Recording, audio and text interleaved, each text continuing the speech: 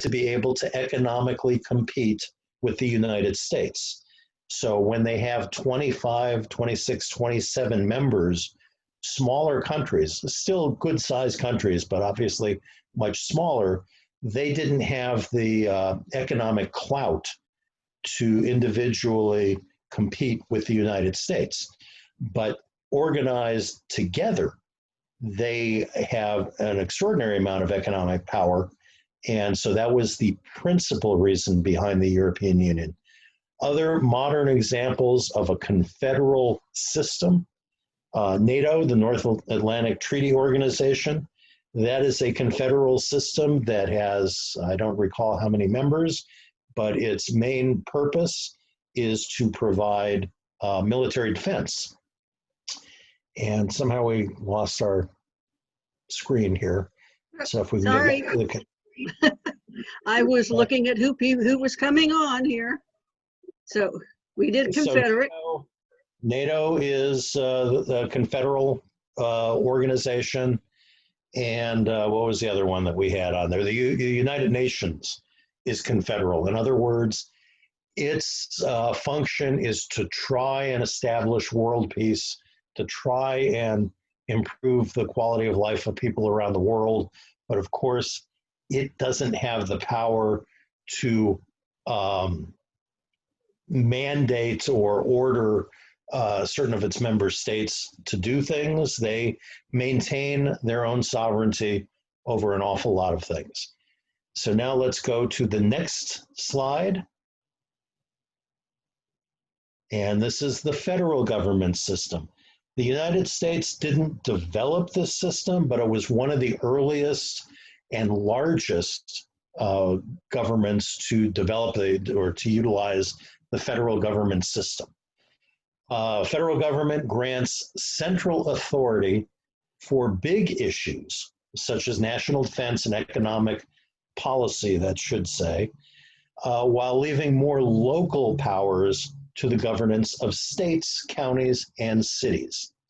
So the federal system is the system that is currently used in the United States, and it has been adopted by most of the large countries in the world, so that they have some sort of a centralized government, but they have either states or provinces or what other names they develop for certain regions within their country. And within those regions, you're going to have maybe counties. Some places don't have counties, but they'll have cities and towns. And the federal system basically says that those more local units can deal with the smaller day-to-day government issues, and the federal government stays out of that. So with that, let's move to the next slide. As I know we all know, in 1776, the American colonies had finally reached the breaking point. They couldn't deal with King George III and his micromanagement and lots of other complaints that they had. That's a subject of an entirely different lecture, which we might do a little bit later, on the provenance of the Declaration of Independence. But really shortly, around 1773, 74, 75, somewhere around there, we had the First Continental Congress. We had 13 colonies in what is now America. And those colonies all operated under charters issued from England. Each charter was different. Each colony was given different powers, but they were all under the direct authority of the king in England. He did some things that the colonists didn't like, and so they convened the First Continental Congress. Its purpose was to petition the king, essentially to be nicer to the American colonies. So they sent their petition, and they disbanded the First Continental Congress, and of course the king ignored the petition. And so a couple of years later, in 1775, a Second Continental Congress was called together. And things were getting, people were getting pretty angry in the American colonies. And by 1775, you actually had the first two battles of the Revolutionary War, Concord and Lexington. As soon as the Continental Congress ratified the Declaration of Independence, what they essentially said is we're no longer part of England. But then the question was, well, what are we now? And so they realized they needed to create some sort of a centralized government, a weak government, a confederal government, whose main purpose was defense from the attacks of England and possibly other nations that would have been interested in taking over the American colonies. So in 1777, the Continental Congress passes the Articles of Confederation. The interesting thing was it had to be sent out to the 13 colonies for ratification, and it would only be ratified after 9 new states had agreed to it. That didn't happen until 1781. So we were operating under the Continental Congress, utilizing some of these provisions of the Articles of Confederation, but by and large, the Articles didn't become adopted nationally until 1781. And the document wound up having so many failings that it basically collapsed by 1787. So the first government of the United States did not have a very long period of time. So to understand the successes of the US Constitution, it's important, and I will say that the Chief Justice of the Supreme Court backs me up here in his confirmation hearings. He basically told the Senate, no one can thoroughly understand what the US Constitution means without understanding what its predecessor, the Articles of Confederation, meant. So that's why we're starting with that. So this is the very first part. Whoops, can we go back? Okay, the Articles of Confederation and the perpetual union between these 13 colonies. Some of them had different names than we know them today. The concept of confederation, we've already covered that. But now you've got these words, perpetual union. Perpetual union is going to be mentioned in this very document 5 separate times. Can we go back still? Okay, it'll be mentioned 5 times. So the question is, what does perpetual union mean? And my simple definition is this. It's like a marriage of states where there is no divorce. Once you join this perpetual union, and eventually all 13 join this, once you joined it, there's no leaving it. There's no divorce from it. Now that language, perpetual union, like I said, is going to be mentioned 5 times here. It clearly meant a lot to them when they wrote it. But you're going to notice when we get to the US Constitution, which will supersede this document, the concept of perpetual union is never mentioned again. Okay, so now Article 1, real simple. The style of this confederacy, in other words, the name of this confederacy, shall be the United States of America. Pretty simple and straightforward. The only thing that I want to say about it is this is the first official document of the United States that says the United States of America is our official name. So that's why that's important. Article 2, which is on the screen now, this explains the confederal system. Each of the 13 states retains its sovereignty, freedom, and independence, and every power, jurisdiction, and right which is not by this confederation expressly delegated to the United States in Congress assembled. In other words, if there is a power that is not granted to the confederal government, that power resides in the states. This is the forerunner of what will become the 10th Amendment to the United States Constitution. On to Article 3. I love the language of this.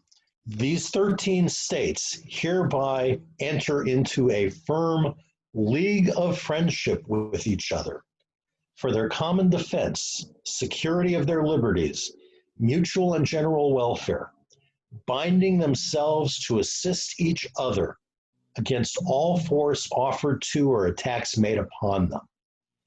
What you are looking at is the first mutual defense treaty. This is NATO 200 years before NATO. That the purpose of this national confederal government is basically to provide common defense and security from attacks outside.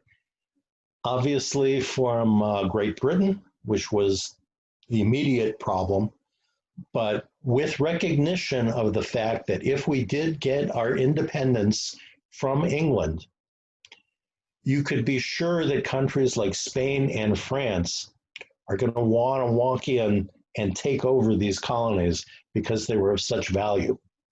And so they recognized they had to have some kind of a common defense to protect against that.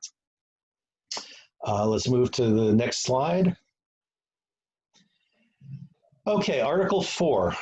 The better to secure and perpetuate this mutual friendship, the free inhabitants of each of these states, the 13 states, shall be entitled to all the privileges and immunities of free citizens in each state, which means that if you live in a state that has certain privileges that it provides to its citizens, if another person from outside of the state who's a free citizen comes into your state, they have all of the same privileges and immunities that the people within that state had.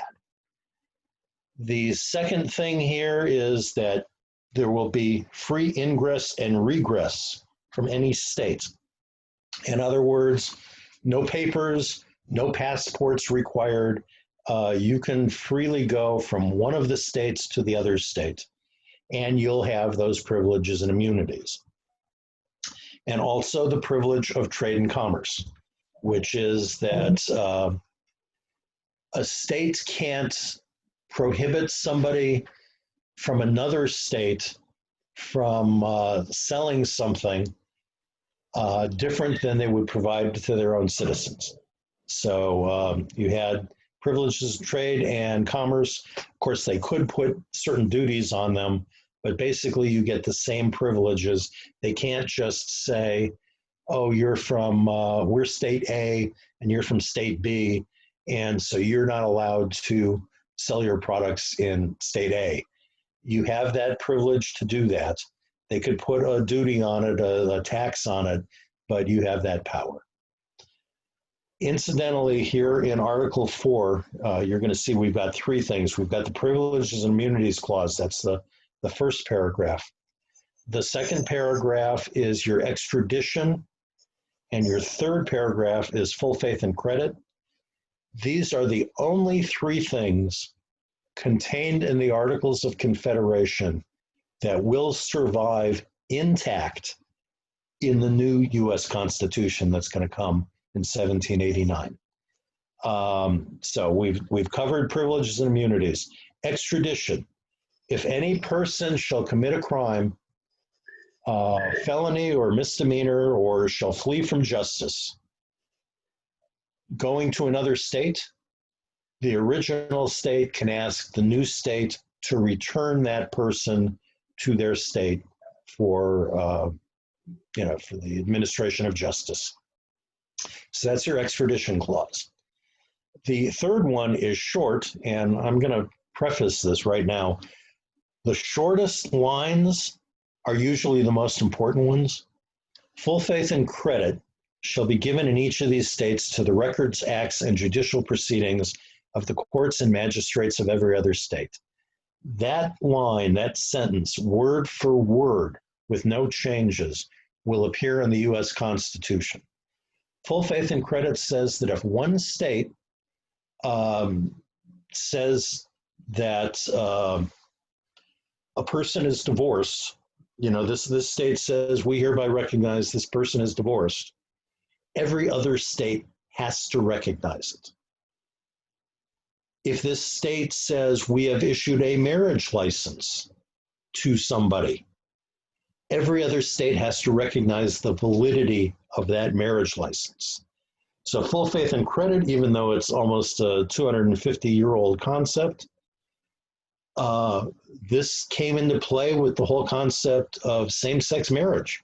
If one state says a couple of the same sex is legally married in that state and they are given a marriage license, that marriage license under this provision has to be recognized by every other state. So full faith and credit, short line, very, very important. Moving on to Article 5. This is the composition of the first Congress under the Articles of Confederation. They call themselves a Congress, Continental Congress, prior to this, but this is how the membership to the new Congress under the Articles of Confederation would be dealt with. So the very first line, delegates shall be annually appointed. So right there in those few words, they created term limits for congressmen. A delegate has an annual appointment. At the end of a year, the appointment is over and somebody new has to come in. So that was the first concept of term limits. And this failed dismally. Now, is that an issue that we talk about today? Should there be term limits? The answer, of course, is yes, it's being discussed. You really need to take a look at why it didn't work in the first government of the United States to understand why they didn't put term limits on in the U.S. Constitution, which we'll talk about in a lecture or two later. Representation in this Congress by the states. Every state is allowed members in Congress, at least 2, but no more than 7. And no person shall be capable of being a delegate for more than 3 years in any term of 6 years. So their terms are 1 year at a time. And let's say I get elected to be the delegate to Congress in the first year, and they like me and they reelect me in the second year, and they still like me and reelect me in the third year, and they still... Aren't we talking about appointment and not election? No, each state would determine how these delegates were chosen. Most of them used some sort of a voting system, even though it might have just been a vote by their state legislature. But in any event, what you're seeing here is nobody could be a delegate to Congress for more than 3 times in a 6-year period. Further an example of trying to limit terms. And of course, as we by the time we get to the U.S. Constitution, we'll talk about why they got rid of the term limits. And then no person being a delegate to Congress, and understand under the confederal system, there was only one branch of government. It was Congress. There was no executive branch, and there was no judicial branch at the national level. It was just Congress. And if you were a member of Congress, you could not receive any benefit, any salary, any fee, or the word that we've been hearing a lot over the last couple of years, any emolument from any other country. So we'll talk more about emoluments when we get to the U.S. Constitution. Now, you remember what I said about the shortest lines being sometimes the most important. 1, 2, 3, fourth line down. In determining questions in the United States in Congress assembled, vote. So they can have anywhere from 2 to 7 members per state, but that state could only cast one vote on any issue that comes before Congress. So initially, anything that came before the Congress under the Articles of Confederation, 7 states agreeing to it, and it passes. So that's all you needed. Each state got one vote only. This is going to be a big issue when we get to the ratification process of the United States Constitution. The last highlighted thing here, members of Congress shall be protected in their persons from arrests or imprisonments during the time of their going to and from and attendance in Congress. The reason this was put in was the king had a history of trying to prevent a state legislature from passing something by arresting his opponents on that issue before they even got to their state legislature to vote. And so they want to make sure this could not happen in Congress. And this still survives today. If a congressman is heading to work, he cannot be arrested. He cannot be imprisoned. He can't be arrested or imprisoned while he's in Congress, and he can't be arrested or imprisoned after he leaves the building, with a few exceptions: treason, felony, and breach of the peace. And breach of the peace, incidentally, is not going to survive to the U.S. Constitution either. Article 6. This is where the new national government starts to show the powers that it has. It essentially is saying no state on its own can develop any kind of foreign policy, have a foreign embassy with any other king, prince, or state. They can't hold no person can hold an office of trust under the United States except any present, any emolument, again we see that word, any office or title from a foreign state. So again, this is, what does emolument mean?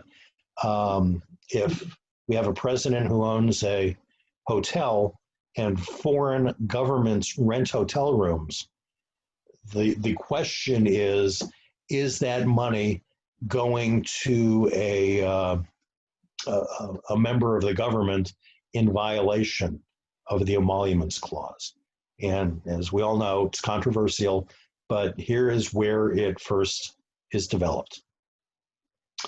No 2 or more states shall enter into any treaty, confederation, or alliance whatever between them without the consent of the United States.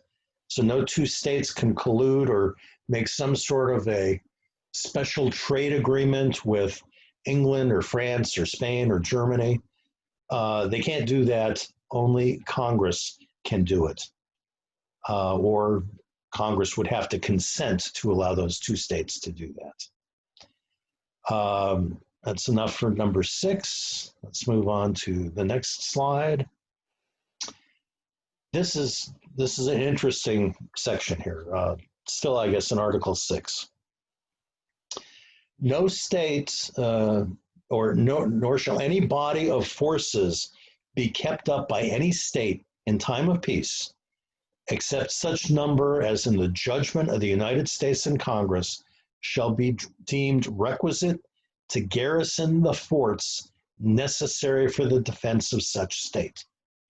In other words, a state couldn't put together its own militia unless Congress approved, and Congress would determine the size, the number of troops that would be allowed in there. And then this very next line, for anybody that's interested in what does the Second Amendment stand for? Well, this is its predecessor. Clearly, the main function of the United States government under the Articles of Confederation was to provide mutual defense. If any one state were attacked, from an outside body, the rest of the states are to come to their aid. Well, what does that entail? The other states obviously would have to maintain, and here's the language, and if you read this language and you compare it to what's in the Second Amendment, you're going to see the language is almost identical. So you're getting an indication here of what they meant when they wrote this. And the thinking is that what they meant didn't change from 1777 when they wrote this to 1789 when the new Constitution went into effect with the Second Amendment in it. So here's the language. Every state shall always keep up a well-regulated and disciplined militia, sufficiently armed and accoutred, and shall provide and constantly have ready for use in public stores, not private, in public stores, a due number of field pieces and tents, and a proper quantity of arms, ammunition, and camp equipage. Why? So that if New York is attacked, New Jersey immediately can send its militia to help New York. And we'll talk again more about that with the U.S. Constitution. The next section here, no state shall engage in any war without the consent of the United States. Kind of sounds odd, but remember, the states had, the national government had limited powers, the states had all of the remaining powers. So in theory, they could declare war. New York could declare war on Germany. And what this is saying is that no state can do that without Congress's consent. Next slide.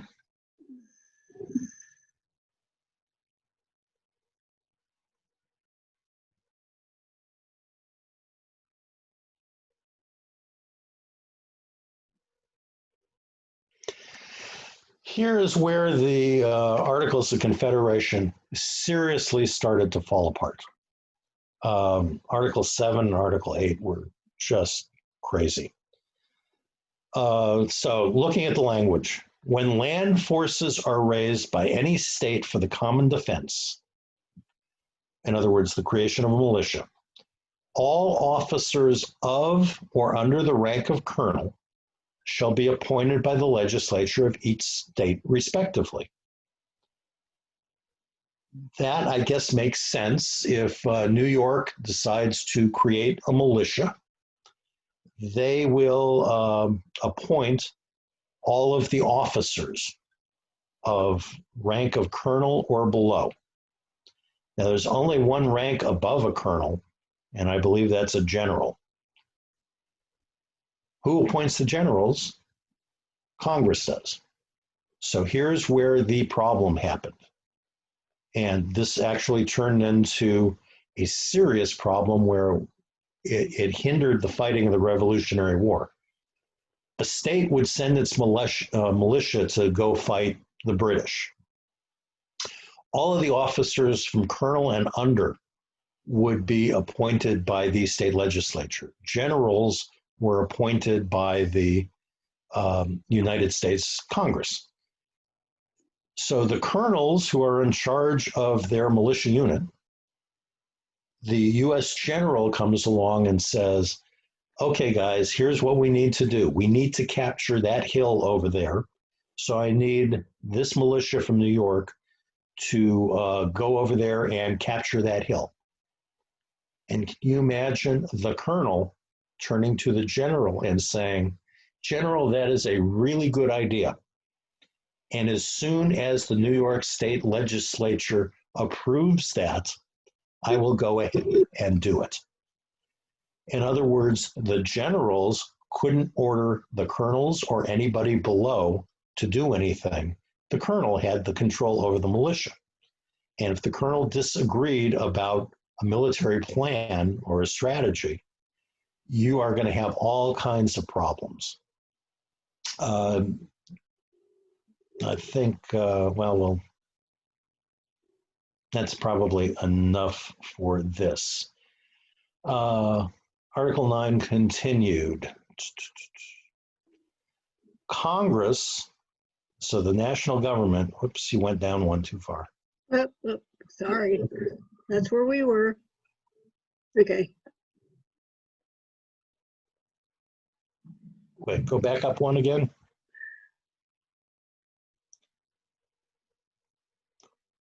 Okay, here, this is where we were, right? No? No, keep going. We're up. You need to go up. Okay, We just finished this one. Now let's go on to Article 8. okay, sorry. And here is where you're going to see the complete collapse of this document, which was designed for military defense. All charges of war and all other expenses that shall be incurred for the common defense or general welfare shall be paid out of a common treasury, which shall be supplied by the several states in proportion to the value of all land within each state. You had some states that had large population, but not a lot of land. You had other states that had huge, like the Carolinas, huge tracts of land and not much population. How do you pay the money into the national treasury to pay for the common defense? It's based on the value of the land. And where it gets really bad is in the next paragraph here at the bottom. The taxes to raise that money shall be laid and levied by the authority and direction of the legislatures of the several states. Now imagine what they've done here. First of all, they've created a property tax. We're all familiar with that. The property tax will be based on the value of the land and buildings within the state. The value of the land and buildings within the state is determined by the state. Imagine if you can tell the county tax collector who says you owe 3% of the value of your house in property taxes, but you get to tell me what the value of your house is. So what are they going to do? They're going to undervalue all of the things within their state for which they have to pay a tax on. Do you see why the first government of the United States was always bankrupt? Because no state, nobody is going to pay more taxes if they can find a way to get away with paying less taxes. So the government was always broke and couldn't afford to pay for the common defense or general welfare. It's going to create a huge problem because by the end of the Revolutionary War, individual states had accumulated so much debt because they were paying their own expenses because they weren't paying into the common treasury. And if any of you have seen the show Hamilton, you know exactly what we're talking about here. This was the issue of the assumption of state debts after the Revolutionary War. Probably enough of that. Let's move to the next slide. So Article 9, Congress shall have the sole and exclusive right and power of determining war and peace. Congress shall send ambassadors and receive ambassadors, shall enter into treaties and alliances, shall establish the rules for deciding in all cases what captures on land and water shall be legal. In other words, rules of engagement by the military. And the first courts created by the national government under the Articles of Confederation were admiralty courts. So you see here, Congress shall appoint courts for the trial of piracies and felonies committed on the high seas. So these were express powers that were retained by Congress and not allowed to the states. Next slide, please. Actually, we have reached our time limit of 45 minutes. We have the option of continuing. I'd like everyone to go on to chat and tell us what you would like to do at this point. We can unmute everybody. or we can just continue. Y'all tell us what you want to do. Type your message on chat, please.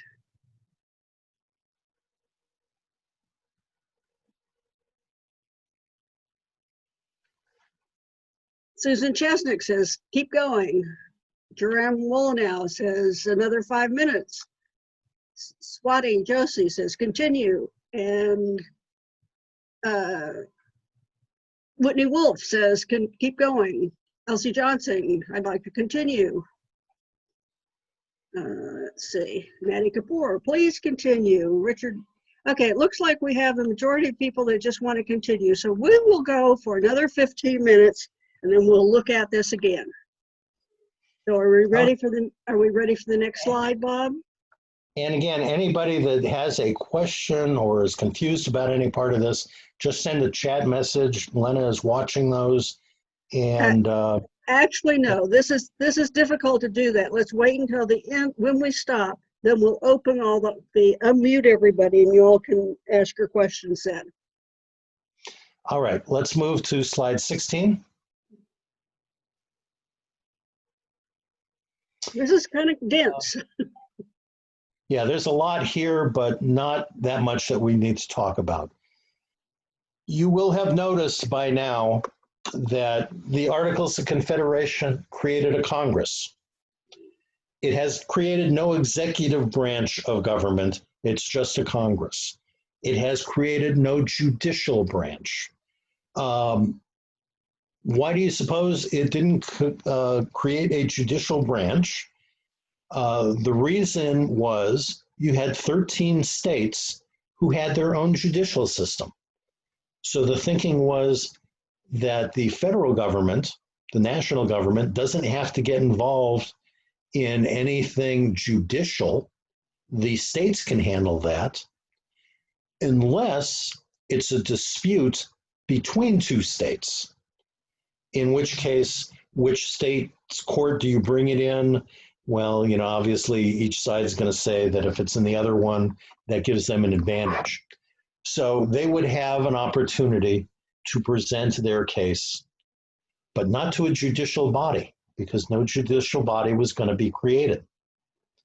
The two states that had a conflict would present a petition to Congress outlining what the dispute was about.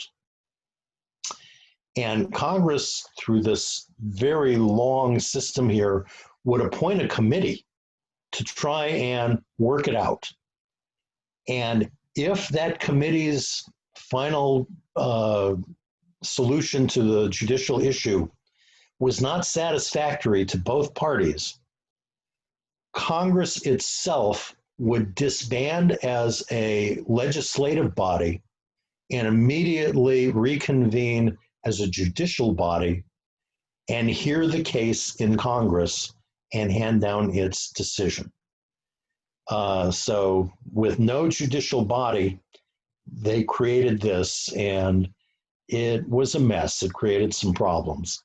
One of the main reasons why when they abandon this and adopt the US Constitution, they make damn sure that there is going to be a federal judiciary, because this was just not workable. Now to slide 17, please.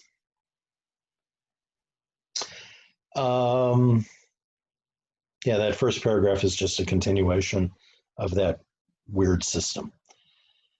Okay, Congress, not the individual states, but Congress shall regulate the alloy and value of coins struck under their authority or by the respective states. In other words, they would make sure that a gold coin had a fixed amount of gold in it so that it had equal value from one state to another.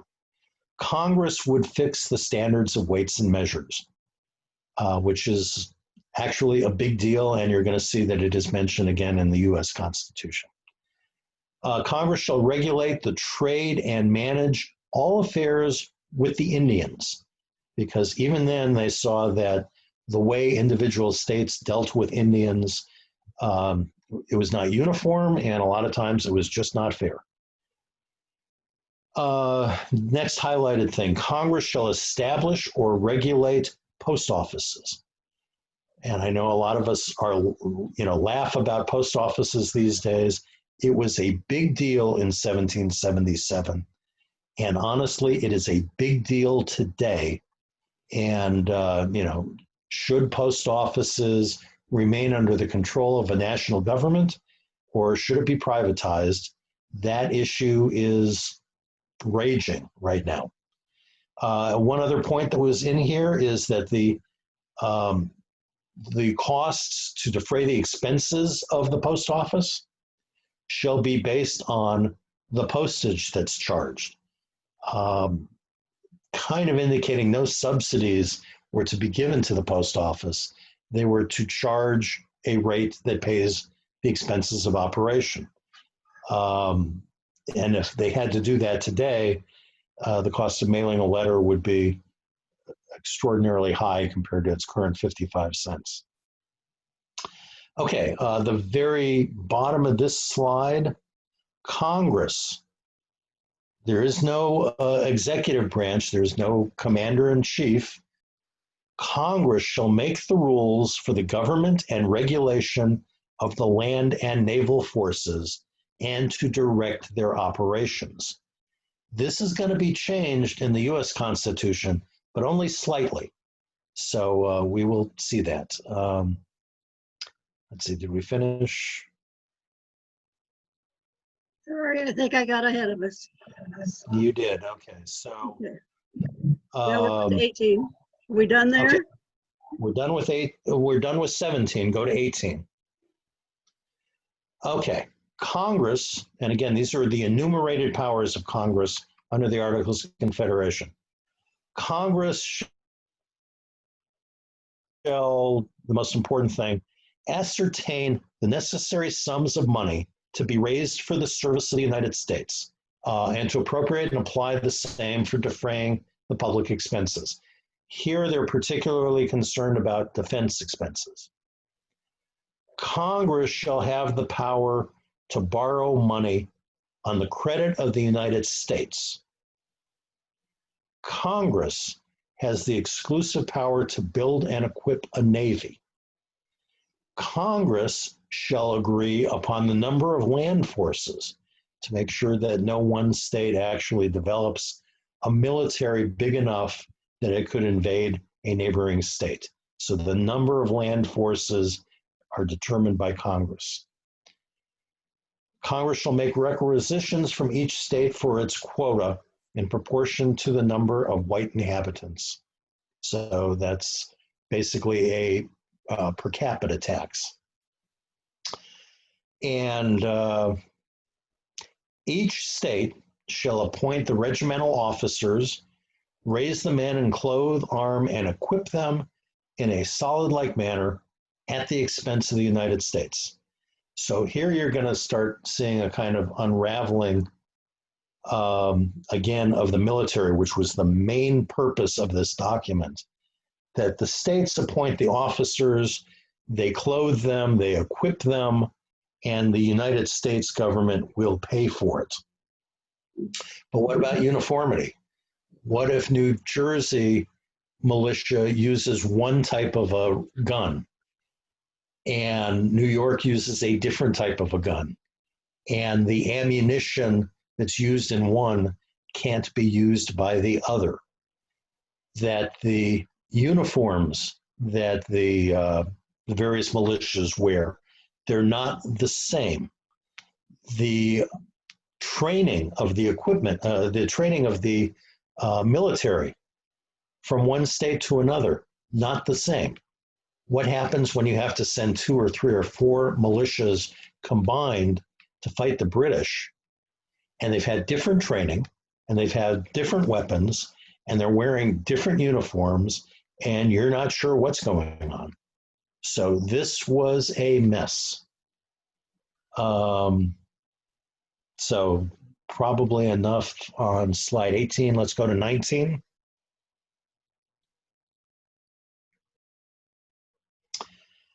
Congress shall never engage in a war, nor enter into any treaty or alliance, nor coin money, borrow money, appropriate money, nor, interesting language here, appoint a commander-in-chief of the army unless 9 states agree.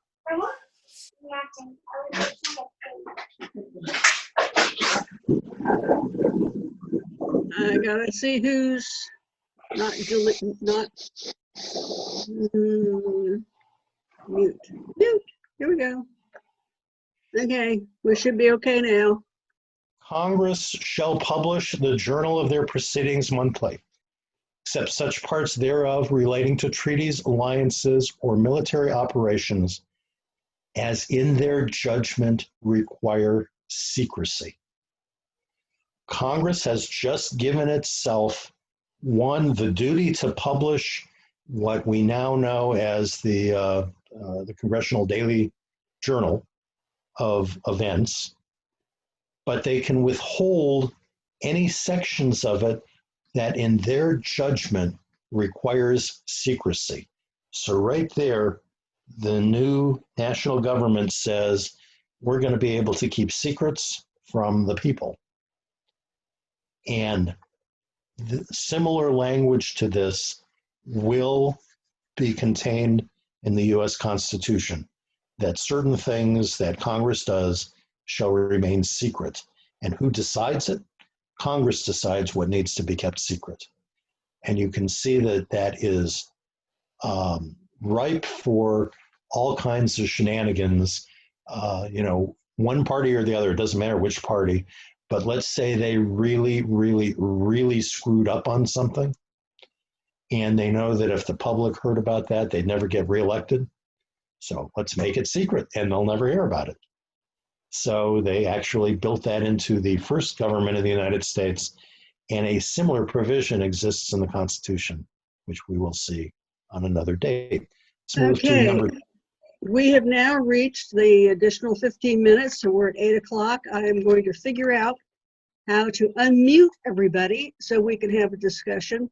And you should know that we will take this to the next step in the next meeting, which is next Wednesday, which is the 20th, which you sign up for in all of the with the same, let's see, how do I do this? Start video, mute. Same system. Now, I'm trying to unmute everybody with me. Back.